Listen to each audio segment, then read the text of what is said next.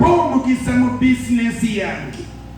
Naye ng'olina amazima, abantu abajja baweereza n'amazima, oba olaba nga onyigako katono, abantu n'obeera nga minzaani yeekubiira. Kati ate n'ogamba Mukama mpa omukisa kubanga mpeereza, nga mulimu obukuusa, mulimu obulimba. Naye onagambye jjukira nga ne bwe yalinga apima, ng'alina kyapima apimira kasitoma, amanyi Mukama wali. Jjukira bwe nnali ngabira omwavu, kubanga Katonda gamba agabira omwavu aba awola Katonda. Kyewakola ekyo bw'okikolera Mukama. Jjukira bwe nnali muwa olugoye namuwa lupya, saamuwa lukadde, saamuwa ludibye, nga nakikola n'amazima. Jjukira. Kiki kyojjukiza Mukama? Njagala weebuuze ekibuuzo mu bulamu bwo. Bwe nnali nzimba ennyumba, waliwo omusajja yali ayagala okubeera ng'afuna okusaasilwa eri Mukama. Naye Mukama bwe yalwawo bamuteeteze naga nti omusajja ono yatuzimbira, yatukolera, nga n'erinnya lye yaliwandiika mu yeekaalu. Erinnya lyo lina we lyawandiikibwa ku yeekaalu, nga bw'otunula waliwo bajja kugamba nti ono nga waakiri wajja kubeerawo essaala, wajja kubeerawo ekyogerwa nti omuntu ono titumuleka. Mukama tunuulira omuntu ono, kubanga jjukira bwe yakolanga obulungi, jjukira bwe yaweerezanga obulungi, nga n'amazima. Akagambo kagatteko, okuweereza weekuli buli muntu aweereza, era asobola okugamba nti mpeereza, naye amazima kwegali.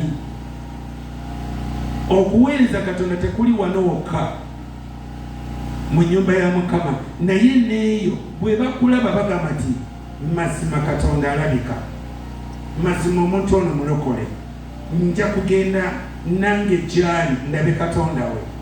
Oba beekokkola bwekokkozi, oba benyinyala bwenyazi nabaga nti oyo bw'aba mulokole, obulokole nedda.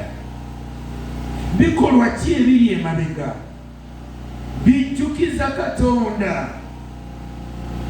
Bw'oba oweereza, oyinza okuba oweereza Mukama wo, kale kaŋŋamba oweereza muzaddewo, kale kaŋŋambe nti oyina ekyokola mu nnyumba ya Mukama, naye okola n'amazima.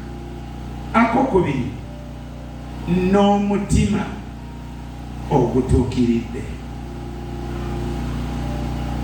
N'omutima ogutuukiridde.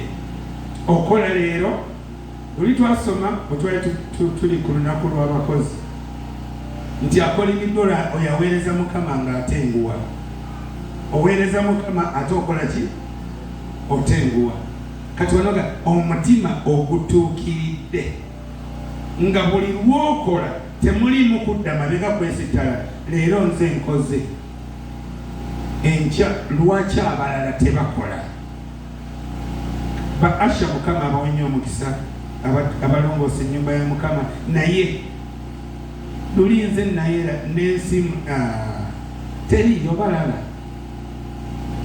Oluganda lutuukirira, teriyo. Nze nengira ekkanisa nga tulimu bangi, kandabe leero Bayibuli egambye n'omutima ogutuukiridde. Omanyi otya oba Katonda akulekeddewo eyo nga lwe luwalolo gwe wekka, abalala luli lwe bajja baali bakuyambako, Mukama yali ataddewo bo bakuzzeemu maanyi. Omanyi ki nti olwo gwe mukisa gwo? Abantu abamu tetumanyi mukisa gwaffe.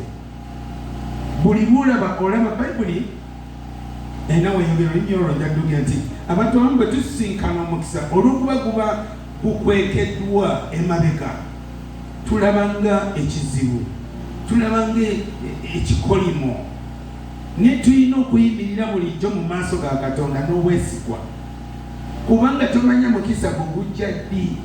Guyinza okugira mu muntu awunya afaanana obulala nga gwogenda omulongoosa naye lw'olyenyinyala ogenda kuba wenyinyadde mu kisako.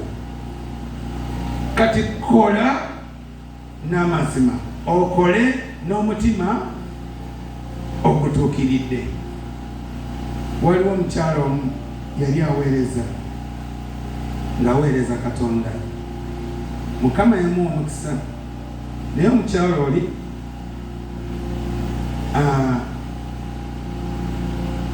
owooluganda yalokoka ku kitundu ekyamazima nga afaanana bubi.